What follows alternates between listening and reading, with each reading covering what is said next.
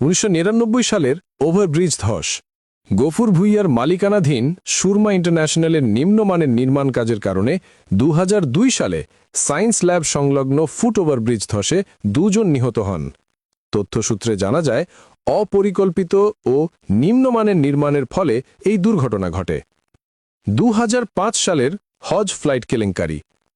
হজযাত্রীদের সঙ্গে আর্থিক জালিয়াতি, টিকিট জালিয়াতি ও প্রতারণার অভিযোগে সুরমা ট্রাভেলস ব্যাপক সমালোচনার মুখে পড়ে।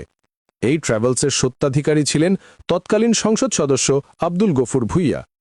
2006 সালের নমিনেশন কেন্দ্রিক সংঘর্ষ। সাবেক সংসদ সদস্য ডাক্তার কামরুজ্জামানের সঙ্গে দলীয় মনোনয়ন নিয়ে দ্বন্দ্বের জেরে অস্ত্রধারী বাহিনী নিয়ে হামলা, ঘরবাড়িতে অগ্নিসংযোগ, লুটপাট ও বহু নেতাকর্মীকে আহত করার অভিযোগ রয়েছে গফুর ভূঁইয়ার বিরুদ্ধে। ছাত্র শিবির নেতা শাহজাহান হত্যা। একই সংঘর্ষে নাঙ্গলকোট উপজেলা দক্ষিণ শাখা ছাত্র শিবির সভাপতি শাহজাহানকে প্রকাশ্যে গুলি করে হত্যা করেন। এক সময়ে জিয়া পরিবার বিরোধী ভূমিকা। মান্নান ভুঁইয়ার নেতৃত্বে -2 ফর্মুলায় জিয়া পরিবারকে রাজনীতি থেকে সরিয়ে দেওয়ার পরিকল্পনায় 132 জন স্বাক্ষরকারী এমপির একজন ছিলেন গফুর ভূঁইয়া। রাজনৈতিক বিশ্লেষকদের দাবি, তিনি তখন বিএনপি ও জিয়া পরিবারের স্বার্থবিরোধী অবস্থান নিয়ে দলকে বড় ধরনের ক্ষতির মুখে ফেলেছিলেন। 2008 সালে দলের সিদ্ধান্ত অমান্য।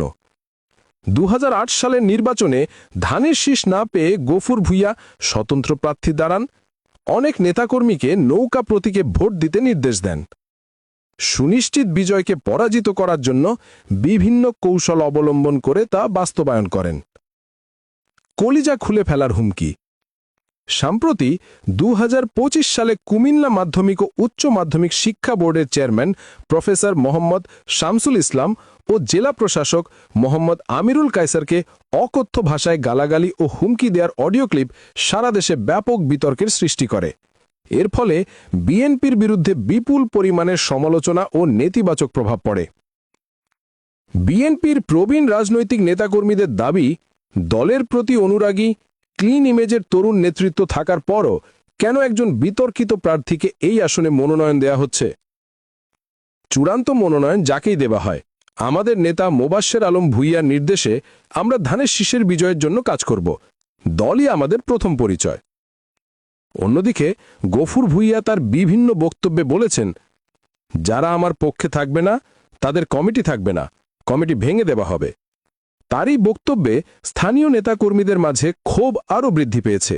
অনেকেই বলছেন, যখন দল সমঝায় ও শৃঙ্খলা চায়, তখন এমন বক্তব্য কি আরও বিভাজন তৈরি করবে না?